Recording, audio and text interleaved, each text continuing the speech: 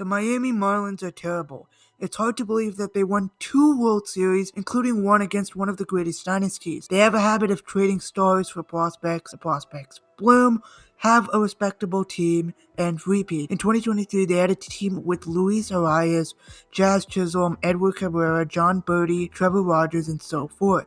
Today, none of those players are on the roster. In 2017, the Marlins had a core consisting of Dee Gordon, Giancarlo Stanton, JT Realmuto, Christian Yelich, and Marcell Ozuna.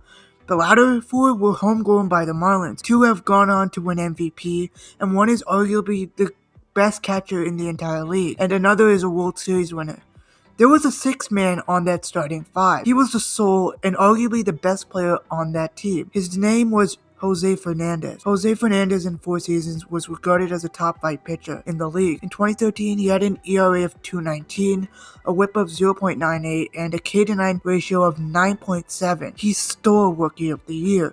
And despite missing time in 2014 and 15, by 2016 he was back to his full form. He pitched a league-best 12.5 K-to-9 ratio, an ERA of 2.86, a FIP of 230, and a WHIP of 1.12.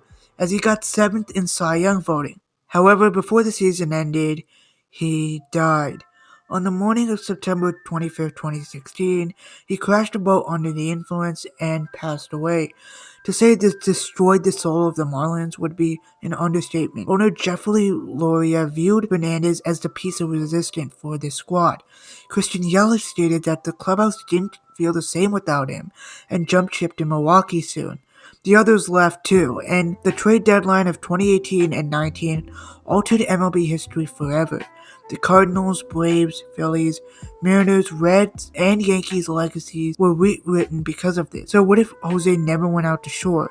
I actually found out that he was scheduled to start the day he died, but was pushed back to Monday, giving him the day off. So if he starts Sunday, he probably never goes out. One scheduling change, and we've rewritten the next 10-15 years of the game. Disclaimer, this deep dive is not intended to diminish or exploit the tragedy of September 2016, nor is it to debate the character of the people involved. This is simply an exploration on how one scheduling change altered the trajectory of the Marlins and the MLB as we know it. With Fernandez, the Marlins aren't on path to finish 77 and 85. Instead, they're making a playoff push. In 2016, they were on the verge of a wildcard spot before going 79 and 82.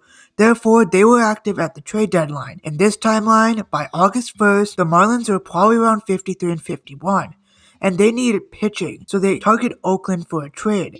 As a result, they get Sonny Gray as the number 2 for Jose Fernandez. He's a cheap and efficient option. In exchange, the Marlins churn out a ton of prospects, including Braxton Garrett and Luis Castillo, who is never traded for Dan Straley because Jose survives. Without Gray, the Yankees instead take Justin Verlander, which means the Astros stay put as they've already acquired Francisco Liriano at the trade deadline. Jose puts a near 7 additional WAR. Sonny adds 1 extra WAR. The Marlins, based on WAR replacement, go about 86 and 76, their first winning season since 2009, and just 1 game away from the wildcard spot. Heck, maybe even tying it.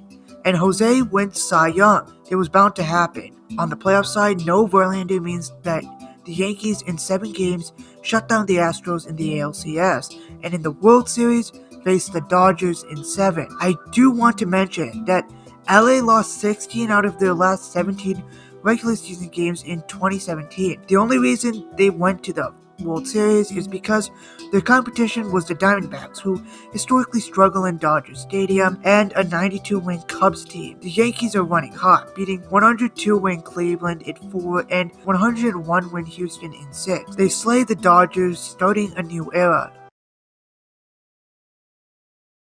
In 2018, the Marlins realized Ozuna and Fernandez are soon leaving team control, which we'll get to later. They aggressively push. They have Gray under team control for 1 more year. For the first time since 2012, Jeffrey Loria opens the checkbook. It's not like his 2012 campaign, but it adds much needed reinforcement.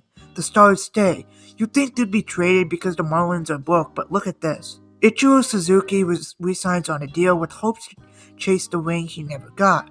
The Cardinals, without Ozuna, settle on Josh Donaldson. They sent Sandy Alcantara and Zach Gallen to the Blue Jays instead of the Marlins. Okay, why is Jeffrey Loria in the picture? I thought Jeter bought the team this time. A.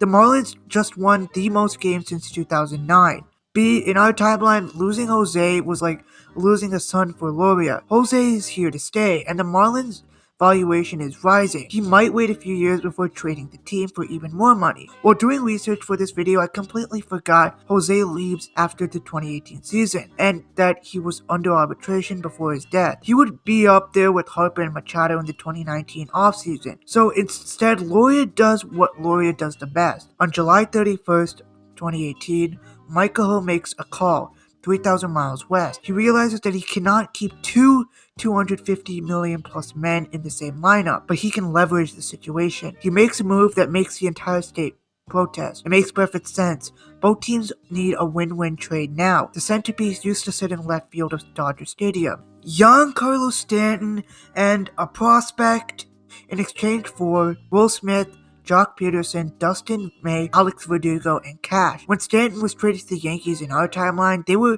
viewed as mid, and it was clear that they were going to rebuild. In this timeline, they have a legit shot at the division and a deep run in the playoffs. The move causes waves in Miami. Fans riot in South Beach. Social media blows up. Analysts go berserk. For the first time, the Marlins didn't trade to rebuild. As much as I would love to imagine the Marlins a dynasty, this is not possible as they don't have the money and the scouting. You just have to sacrifice one for the other. Jose is staying because Loria viewed him as the face of the franchise. In 2018, it all adds up. In total, the Marlins go 92-70. They swoop in to take the NL East for the third time in franchise history. The Dodgers, meanwhile, have Stanton, and that means the Rockies have no chance. The 2018 playoff order is like this. The Brewers never make the playoffs. They're still picking up the pieces with players like Lorenzo Cain and Moose, but they've barely covered above 85 wins. The Dodgers host the Marlins. They keep it close, but the Marlins lose in 5. The Red Sox still win the World Series, but in 6, and no 18-inning game. Just the Dodgers win.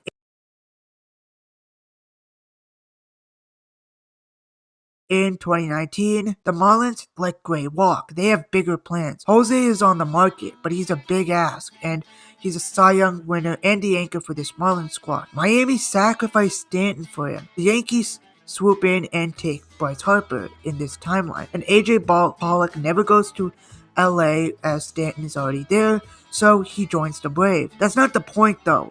Miami signs Jose Fernandez to a 10-year, $300 million deal. You may say that's way too much, but this is a different Marlins team. Jose Fernandez is must-watch TV. Marlins Park in 2017 and 18 is filled to the brim, not an empty husk. Better yet, Miami has everyone still under contract. Their payroll is still middle of the pack, and to shave payroll, they let Dietrich, Suzuki, and Gray walk. 2019 is the last dance. The Fish pick up 3-time champion Sergio Romo in the offseason, like in our timeline.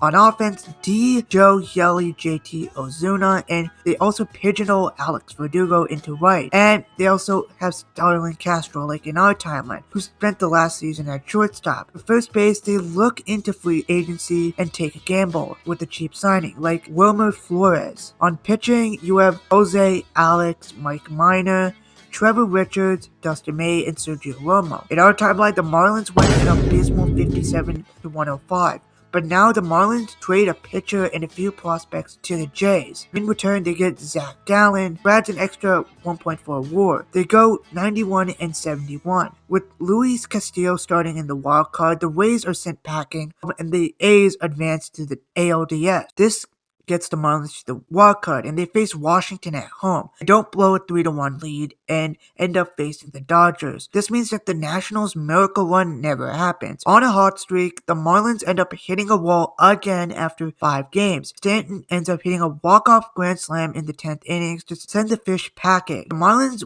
are once again super close but just can't quite make it. The Dodgers fly to the World Series and face the Yankees once again. We'll never know who wins this hypothetical matchup, but let's just say the Dodgers end up taking the crown, avenging 2017 and 2018, taking their first crown in 31 years. And the Astros also get exposed like in our timeline.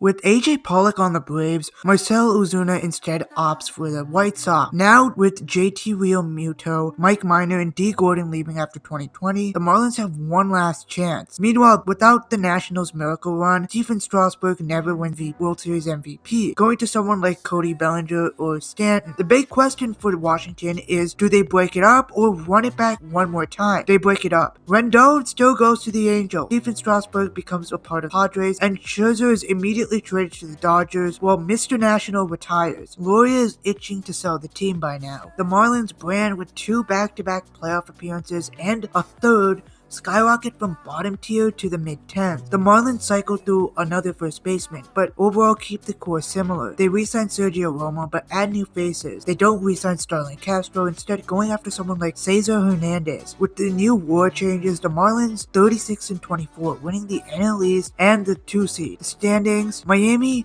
wins their first playoff series since 2003, defeating the Giants, who move up to the 7th seed due to a weak Yelich-less Brewers team and the Reds lacking Luis Castillo.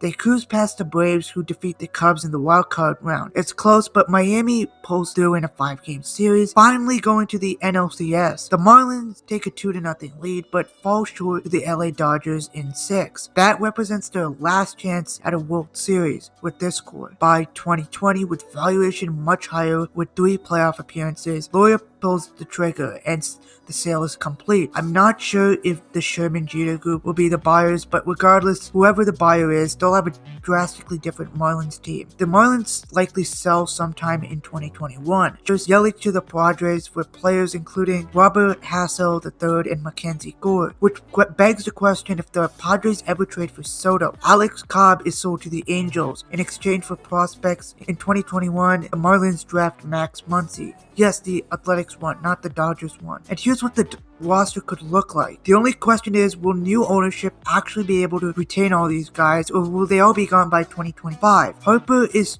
trying to chase a ring in the Big Apple. Stanton is living it in LA. Jazz Chisholm Jr. has the desert all to himself and eventually will be paired up with Corbin Carroll. The A's will eventually trade Luis Castillo, but will it be to Seattle? The Dodgers roll with Austin Barnes at catcher and Kike at left. The Phillies and Brewers may still be looking for their first playoff win in 15 years. The Braves still win as they get a full season with Pollock instead of the 50 games with Marcell Ozuna. And finally, the Jays have to use Sandy Alcantara wisely, perhaps not blowing the 8-1 lead in the 2022 wildcard or even winning it all in 2025. Ultimately, we'll never know what happened if Jose Fernandez lives. The Marlins could be the next Moneyball dynasty, or they could burn it down in 2018 like in our timeline. The soul of the team is still there. If Jose starts on September 25th, he probably lives. Another incident happens down the road, but that's a discussion for another day. If Jose lives, the Marlins fire sale is delayed, and we get 3 straight playoff berths and 2 NL East titles. The Brewers and Phillies have to resort elsewhere, potentially waiting years before a playoff berth or building organically through the draft. Or the Cardinals resort to a trade that alters the trajectory of them and the Blue Jays. When the Marlins do trade it all away, they have a completely new future. The Fish aren't a laughingstock, but at the same time, they're not a playoff contender. They're just respectable. Thanks for watching.